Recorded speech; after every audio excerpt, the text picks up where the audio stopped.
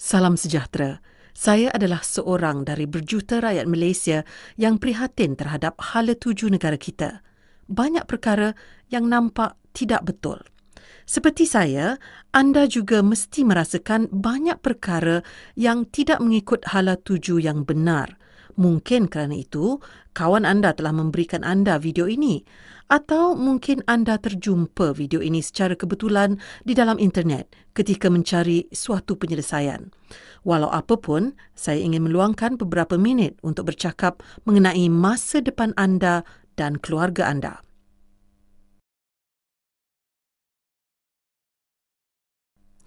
Kami ingin menjemput anda untuk menyertai satu projek bagi menyelamatkan Malaysia demi anak-anak kita.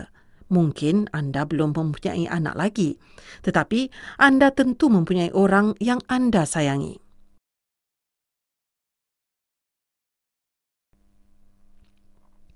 Kami ingin menggerakkan rakyat untuk membuat perubahan supaya kita dapat membentuk Malaysia yang lebih baik. Tetapi sebelum itu, kami akan buktikan Malaysia sekarang berada di dalam keadaan kritikal. Seterusnya, kami akan beritahu apa yang anda perlu lakukan.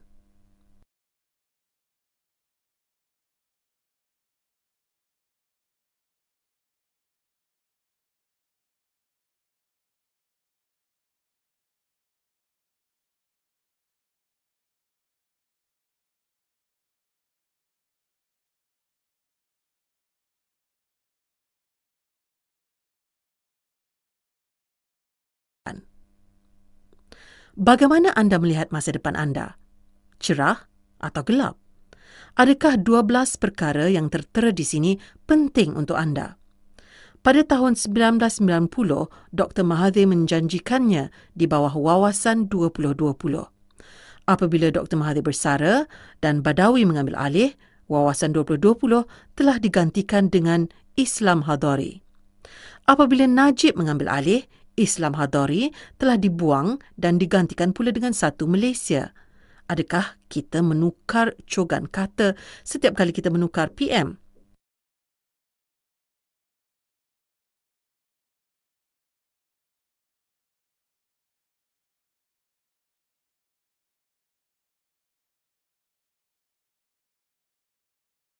Jika kita melihat di sebalik cogan kata ini, adakah UMNO atau BN boleh memberi penyelesaian atau sebagai masalah? Pertimbangkan aliran harga. Selama lebih 39 tahun, kita diberitahu inflasi adalah sekitar 2 hingga 4%. Adakah ini benar?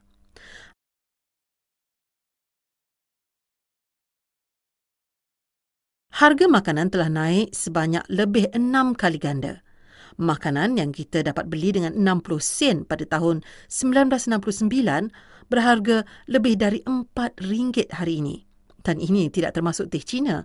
Dengan subsidi beransur-ansur ditarik balik dan cukai GST dilaksanakan, adakah harga akan terus naik? Bagaimana mereka yang kurang berkemampuan akan menyara hidup? Keadaan sekarang menjadi lebih sukar.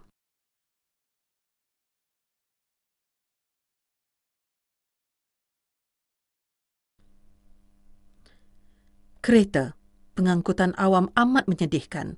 Oleh itu, ramai dari kita terpaksa membeli kereta. Tetapi kereta Proton Saga pun bukanlah murah kerana AP yang diberi kepada kaum kroni. Pada tahun 1970, seorang graduan mengambil masa 9 bulan untuk membeli kereta Toyota. Tetapi hari ini, ianya akan mengambil masa selama 45 bulan. Malah 5 kali ganda.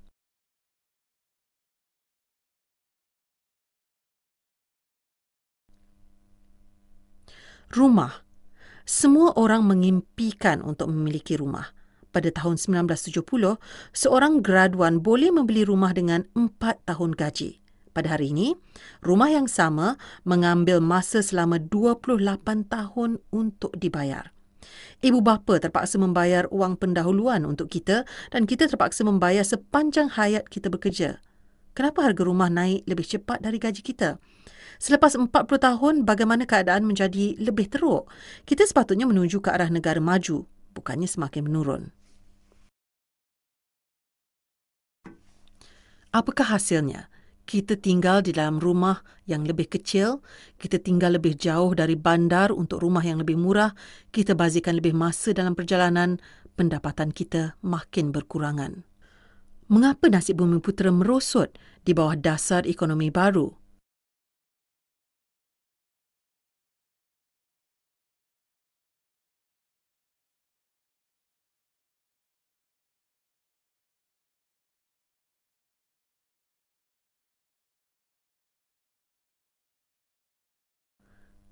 Ini adalah piramid kuasa di mana kebiasaannya golongan kelas rendah berada di bawah dan golongan pemerintah berada di atas. Ianya sama di seluruh dunia.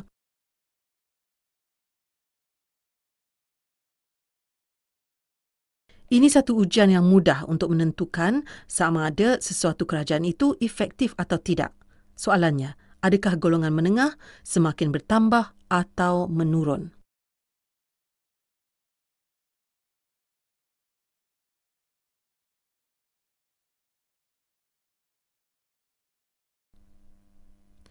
Piramid kuasa Malaysia sangat jelas. Piramid yang berbentuk pagoda. Golongan pertengahan semakin merosot.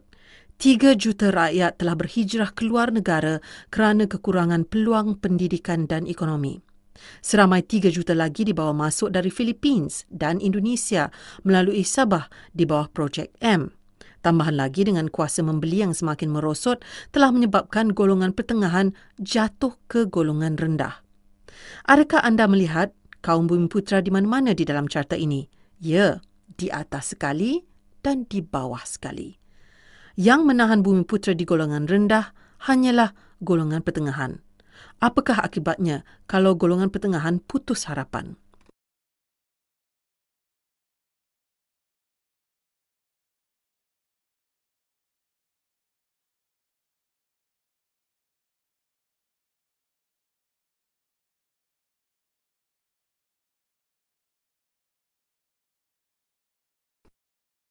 Jika keadaan ini berterusan, kita akan menuju ke arah negara gagal seperti Burma.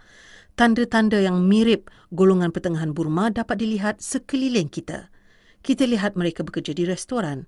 Jika UMNO atau BN meneruskan polisi pendidikan perkauman yang melahirkan graduan yang mempunyai sikap yang tidak berhemah dan daya pengeluaran yang rendah, akan tiba masanya apabila kerajaan tidak akan mampu lagi mengambil mereka bekerja dalam sektor kerajaan. Ketika ini kita mempunyai seramai 7 orang penjawat awam bagi setiap 100 bilangan penduduk, nisbah yang tertinggi di Asia. Jika keadaan ini berterusan, pada tahun 2020 kita mungkin mengeksport Bumiputera sebagai pembantu rumah dan buruh ke Jepun dan Taiwan.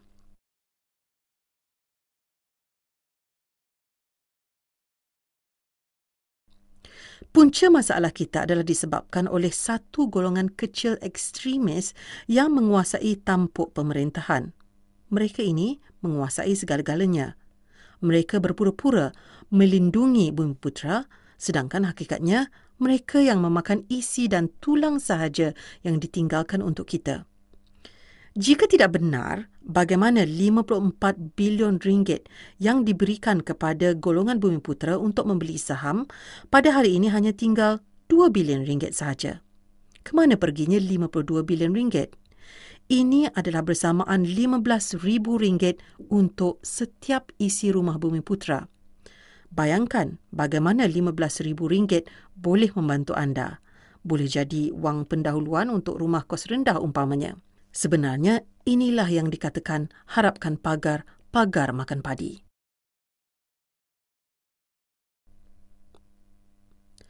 Semua salah guna kuasa politik telah menyebabkan Malaysia mencapai separuh dari 12 ciri-ciri negara gagal. Ciri yang ketujuh, yakni kehilangan sumber manusia yang berlanjutan dan parah, kini bertambah serius.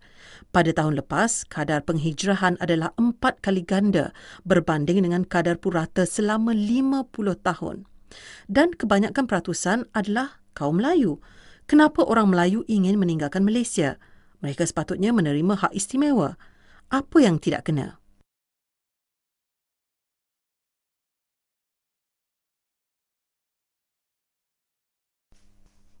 Mungkin jawapan terletak pada nilai emas.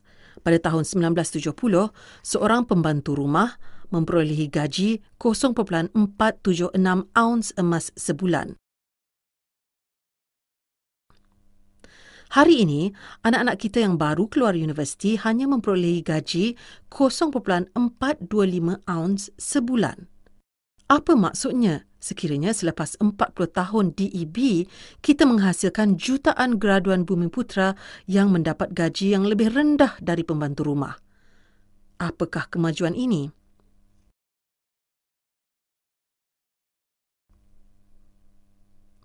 Penerangan oleh Tengku Razali. Sistem politik kita sudah hancur. Institusi awam telah dirosakkan oleh politik wang dan perkauman. Kita bergantung hanya kepada ekspor sumber alam sahaja. Ekonomi kita telah terbantut dan akhirnya pekerja kita mendapat gaji yang rendah. Penerangan oleh Tengku Razali. Sistem politik kita sudah hancur. Institusi awam telah dirosakkan oleh politik wang dan perkauman. Kita bergantung hanya kepada ekspor sumber alam sahaja. Ekonomi kita telah terbantut dan akhirnya pekerja kita mendapat gaji yang rendah. Kerajaan menyatakan taraf kemiskinan adalah RM780 sebulan. Tetapi ukuran yang tepat adalah menggunakan piawaian Eropah, yakni setengah aunce emas sebagai tanda ukur taraf kemiskinan. Ini bersamaan pendapatan seisi rumah sebanyak RM2,000 sebulan. Dengan tanda ukur ini, 42% orang Melayu dan 82% orang asal berada di dalam kemiskinan. Carta ini amat jelas. Lebih 50 tahun di bawah UMNO, inilah hasilnya. Amat jelas sekali DEB telah gagal membantu kita. Berapa tahun lagi kita hendak memberi peluang kepada UMNO dan BN? 3 perkara menindas kita. Inflasi, pekerja asing dan rasuah. Kita ditekan dari atas dan dari bawah. Dan perkara itu bukan kejadian yang berlaku secara semula jadi. Dalam bidang politik, semua peristiwa adalah dirancangkan. In politics, nothing happens by accident.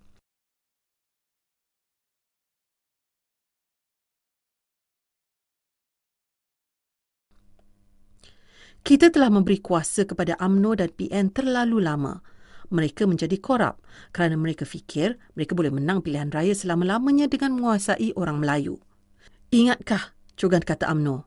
Dulu, kini dan selamanya. Semua keistimewaan yang sepatutnya dinikmati oleh kaum Bumiputra yang miskin dibolot oleh kroni UMNO dan itu pun masih tidak mencukupi. Hari ini dianggarkan sebanyak RM28 bilion hilang setiap tahun. Ini bersamaan RM8,000 untuk setiap isi rumah orang Bumiputra.